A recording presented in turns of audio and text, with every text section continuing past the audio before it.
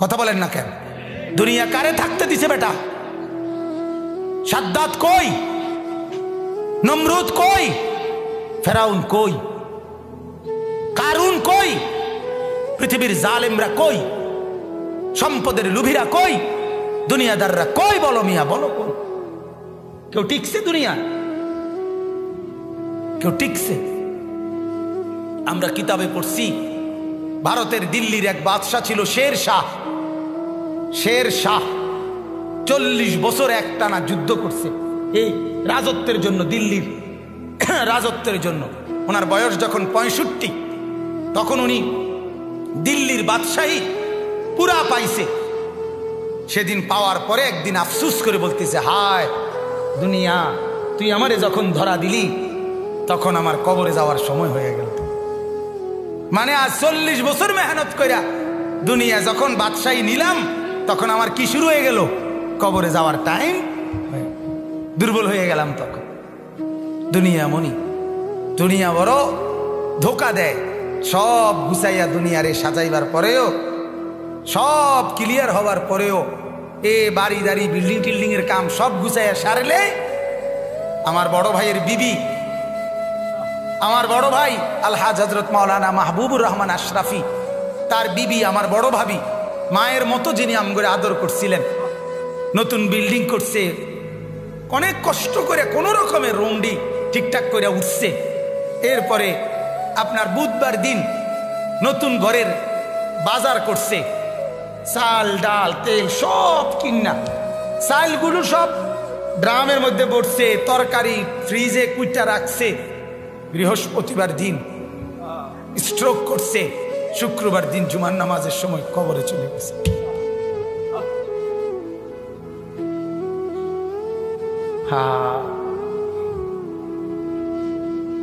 আগামীর পৃথিবী, আগামীর সামনে দাজ্জাল বাজান, আগামীর সামনে দাজ্জাল।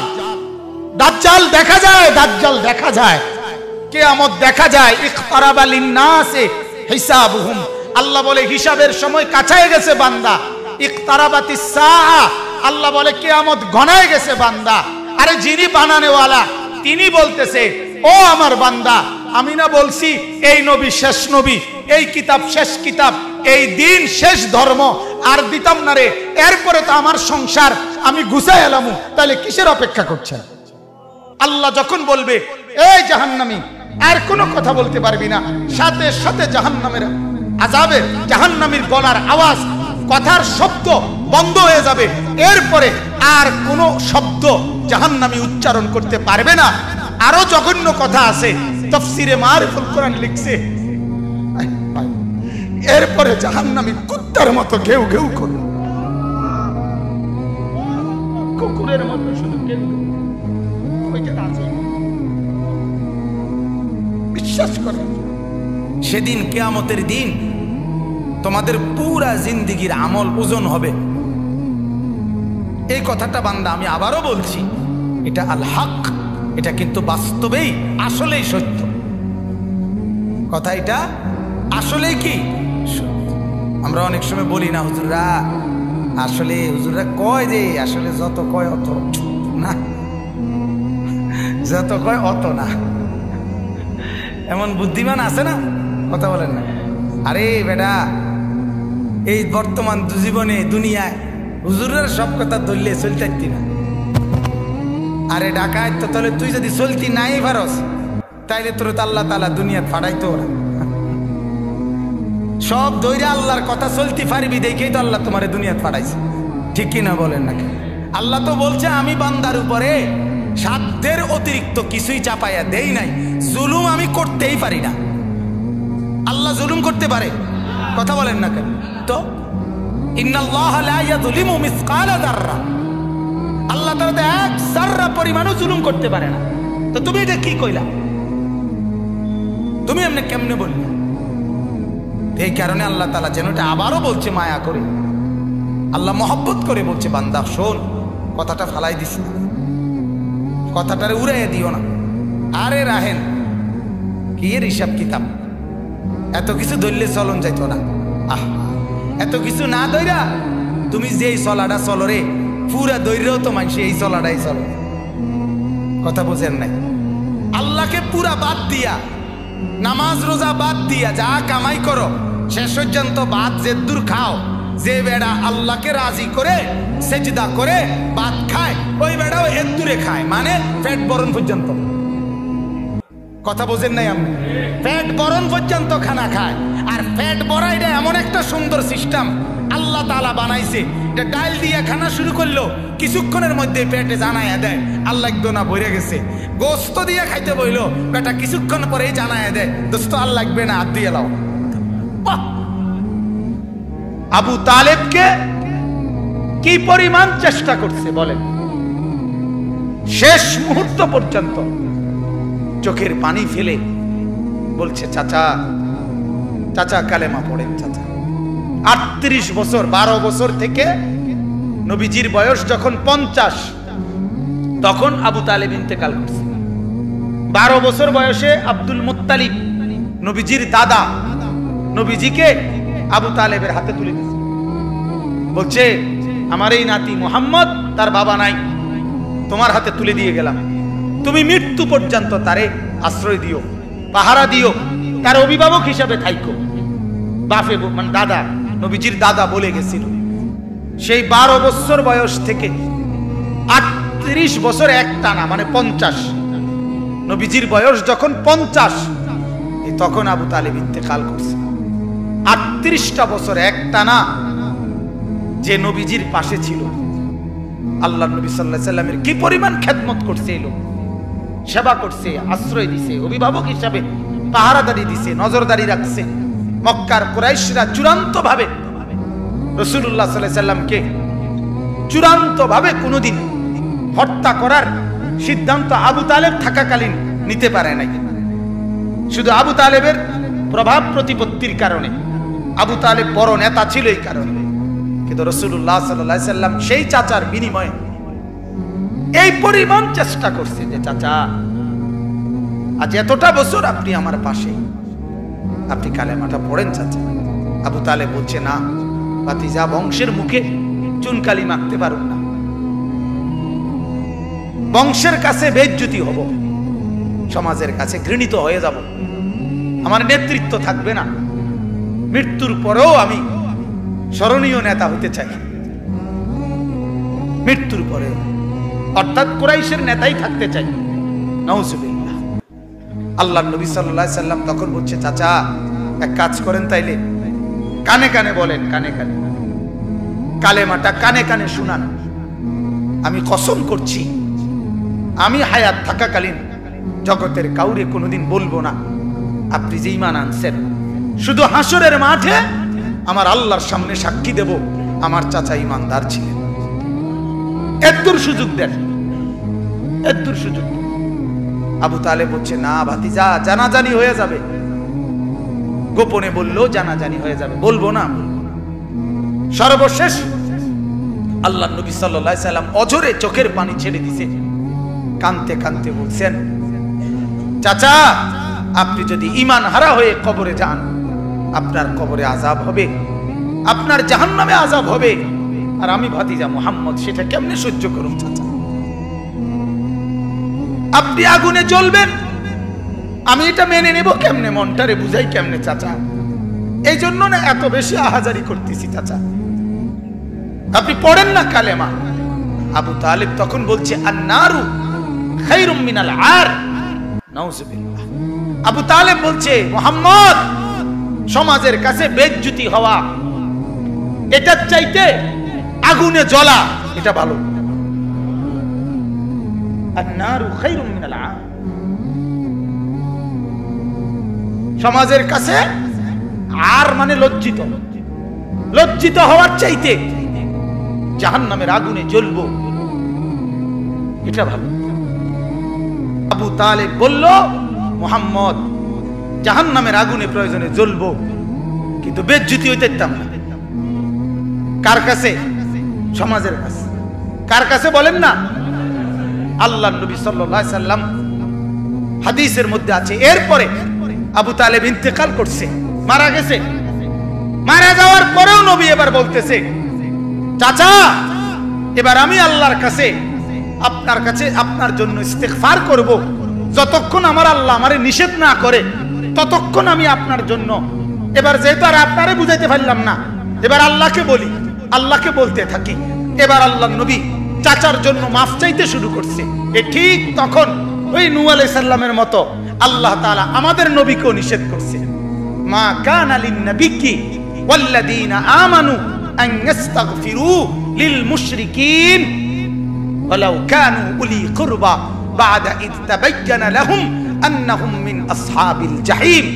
আল্লাহ বলেন, নবী আপনার জন্য উচিত হবে না, কোন ঈমানদারের জন্য উচিত হবে না, তার সবচেয়ে নিকটতম জন যদি কুফরি অবস্থায় মুশরিক অবস্থায় মৃত্যুবরণ করে, তার জন্য আমার কাছে মাফ চাওয়া এটা আপনি এবং আপনার ঈমানদার অনুসারী কারো জন্য জায়েজ নাই, অনুমতি নাই। এরপরে নবী থামে। আমার বলার উদ্দেশ্য হলো ফিকির, বুঝছেন? আমার কথা হলো যে দরদটা কি পরিমাণ ছিল, কথা বুঝছে? আল্লাহ থামানো পর্যন্ত উনি শুধু বলতেই থাকছে, বলতেই থাকছে। হাদিসের মধ্যে আছে, বাপ আল্লাহর নবী বলছে, যখনই জমিনে কোনো বান্দা নাফরমানি করে তখন ওই জমিনের ওই বান্দার পায়ের নিচের মাটিটা, জমিনটা আল্লাহর কাছে আবেদন করে, আল্লাহ আল্লাহ আমার একটু সুযোগ দাও, আমি একটা শুধু গড় দেমু, আমার নিচের মাটিটা উপরে উঠামু, উপরের মাটি নিচে নামামু, শুধু ওই লোকটা যেরকম বিছনায় এপাশ ওপাশ করে আমি আমার জমিনটাকে একটু এপাশ ওপাশ করবো, আমার নিচের মাটি তুলবো, উপরের মাটি নিচে নামাবো, আল্লাহ এরে নিয়া আমি শুধু একটা উল্টানি দিতে চাই, তুমি আমার অনুমতি দাও। রব্বুল আলামিন তখন বলে ওই জমিনকে, না তুই এমন করিস না, ও যে আমার বান্দা, ওরে না আমি বানাইছি, আমি বানাইছি, আরে আমি বানাইছি, আরে আমি বানাইছি এই জমিন, আমি কায়নাত আমার হুকুম দিয়ে বানাইছি, আর ওরে আমি হাত দিয়ে বানাইছি, আমার হাতে বানাইছি, আর নাক আমি লাগাইছি, আর চোখ আমি লাগিয়েছি, আর কান আমি লাগিয়েছি, আর হাত আমি লাগাইছি।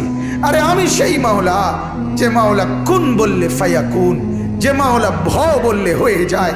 আরে বানাইতে এভাবে করি নাই, 9 মাস পরে আর মায়ের পেটে রাইখা আমি নিজের হাতে ড্রয়িং করছি, নিজের হাতে। একবার নাক লাগাই 100 বার দেখছি, ঠিক মতো হয়েছিনি। একবার চোখ লাগাইয়া কুঠিবার দেখছি, ঠিক মতো হয়েছিনি, ঠিক মতো হয়েছিনি। এইভাবে 9 মাস আমি তারে যত্ন করে সাজিয়ে, সুম্মা আনশানাহু খালকান আখার, আমি তারে এক মানুষ বানিয়ে এরপরে মায়ের পেট থেকে আমি বের করেছি। যাকে আমি এত যত্ন করে বানাইছি রে, তারে এত অল্পতে কেমনে মেরে ফেলি? না তুই একটু ক্ষান্ত হ, দেখি না ও তওবা করে কিনা, ও ফিরে আসে কিনা, দেখি না। পাকিস্তানের হযরত মাওলানা সৈয়দ আব্দুল মজিদ নদীম সাহেব রহমতুল্লাহ আলাইহি বলতেন যে এক ভেগে যাওয়া সন্তান মাকে ত্যাগ করে, বাবাকে ত্যাগ করে যেই সন্তান চলে গেছিল, 4 বছর পরে 10 বছর পরে 10 বছর পরে সেই সন্তান যদি মার কাছে ফিরে আসে আর চোখের পানি ছেড়ে দিয়া বলে, মা মাফ করে দাও, আমি ভুল করে ফেলছি, সৈয়দ আব্দুল মজিদ নদীম সাহেব বলতেন যে ওই মা ওই সন্তানকে মাফ করতে যদ্দূর দেরি করবে, 90 বছরের ভেগে যাওয়া বান্দা আল্লাহর নাফরমানি করার পরেও 90 বছর পরে যদি একত্রে একদিন এক রাত গভীরে আল্লাহর কাছে চোখের পানি একবার ছেড়ে দেয়, আল্লাহ তাআলা ওই মার আগে রব্বুল আলামিন তাকে মাফ করে দেন। এমন যিনি, তার নাম আল্লাহ। যুবক তুই তোকে চিনলি না, হায় হায়। তামসাটাকে জিন্দেগি মনে করলাম। 1 প্লেট বিরিয়ানি দিবে, 1 প্লেট খিচুড়ি দিবে, 2টা জিলাপি দিবে, এর জন্য জিন্দেগিটাকে কামিয়াবি বানাইলা, এটা কি মনে করলা সফলতা? কিছুক্ষণ মোবাইল চালাইলা, কিছুক্ষণ মেয়ে দেখলা, ছবি দেখলা, নাটক দেখলা, নাচ দেখলা, আর কিছুক্ষণ ঘুমিয়ে রইলা, এটাকেই জিন্দেগি মনে করলা। আর আপনারা যারা ব্যবসায়ী কামাই রোজগারি করেন, আর আপনারা এই কিছুক্ষণের কামাই আর বউ বাচ্চার জন্য ভাত মাছ কিনা এই কদ্দুরকে জিন্দিগি মনে করলেন। আহা, এই সামান্য কদ্দুর ফিকির, এটা তো পিঁপড়ার ফিকির। পিঁপড়া পিঁপড়া। আমাদের বাংলাদেশের একজন শ্রেষ্ঠতম আলেম দ্বীন, গবেষক আলেম ডক্টর আফম খালিদ হোসেন, অনেক বড় মাপের আলেম এবং জ্ঞানী গবেষক, উনি বলছেন এক পিঁপড়া সামান্যটুকু খাবার খায়, হ্যাঁ, কিন্তু এরপরও সে জমা করে রাখে। এক হাতি 250 কেজি খাবার প্রতিদিন খায়, একদিন 90 লিটার পানি প্রতিদিন খায়। উনি বলছেন কিন্তু কোনোদিন হাতি সে পরবর্তী বেলার খাবার কান্দে করিয়া তার কাছে নিয়ে আসে না। সে এরপরে প্রতিদিন মাওলার উপরে তাওয়াক্কুল করে থাকে। রব্বুল আলামিন 250 কেজি খাবার প্রতিদিন তার কাছে পৌঁছায় দেয়। হযরত বলেন এক সাগরের তিমি এক লোকমায় যেই খাবার খায়, এক লোকমা 200 শক্ত সামর্থ্য জোয়ান যুবক গোস্ত ভাত খাইয়া একবারে যা খাবে, এই সাগরের তিমি এক লোকমায় তার চাইতে বেশি খাবার খায়। সাগরে কত লক্ষ তিমি, কি পরিমাণ খাবার মালিক সরবরাহ করতেছে। তাইলে তুমি কেন এত পেরেশান হয়ে গেলা? তুমি কেন পেরেশান হয়ে গেল? ছেলেটাকেও কামে লাগাই দিলা, মেয়েটাকেও কামে লাগাই দিলা, ফুতের বউরও কামে লাগাই দিলা, নিজেও কামে লাগাই দিলা। কেউ কাউরে জিজ্ঞাসা করো না, কিরে বাবা তোমার নামাজ পড়ো না কেন? স্বামী স্ত্রীকে বলে না, স্ত্রী স্বামীকে বলে না, বাবা মা সন্তানকে বলে না, সন্তানাদি বাবা মার ফিকির করে না, কারো কোনো ফিকির আখিরাতের নাই। এতগুলো মানুষ মিল্লাই ভাত এক লোকমা, ছি ছি ছি ছি। অথচ রব্বুল আলামিন যেটা বললেন যে আমি একমাত্র মুখাপেক্ষী, আমার কাছে সবকিছু মজুদ আছে। তুই বান্দা চাইলে তুই একজন না, লাউ আন্না আউওয়ালাকুম ওয়া আখিরাকুম ওয়া ইনসাকুম ওয়া জিন্নাকুম ওয়া যুকুরাকুম ওয়া উনুসাকুম, আল্লাহ বলে তোদের প্রথম ব্যক্তি, শেষ ব্যক্তি, পৃথিবীর শুরু এবং শেষ সব লোক যদি একত্রিত হয়, পুরুষরাও নারীরাও ছোটরাও বড়রাও মানুষরাও জিনরাও যদি একই মাঠে জমা হয়ে আমার কাছে যার যা লাগবে তা চায়, আল্লাহ বলেন লা আতাইতু কুল্লা ওয়াহিদিন মাসআলাতাহু, সবার চাওয়া আমি ওইখানে রাখকেই পূরণ করে দেব। মা নাফিদাত মিন খাজাইনি শাইউন, আমার ভান্ডার থেকে এক ফোঁটাও কমবে না। এমন যিনি তিনি আল্লাহ।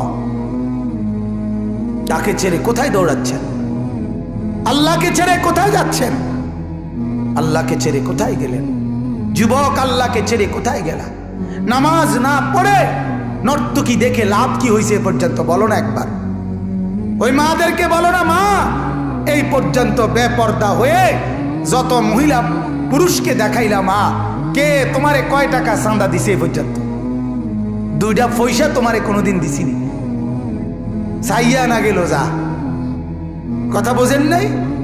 তোমারও তো দেখে গেল, কিন্তু দ্বিতীয় পয়সা তো দিল না। কি পাইলা? পাইলাটা কি দুনিয়ায়? অবুঝ মানুষ বুঝতে চায় না, অবুঝ সন্তান বুঝতে চায় না। তার সমস্ত দুশ্মনী নামাজের লগে, তার সমস্ত দুশ্মনী আল্লাহর সাথে।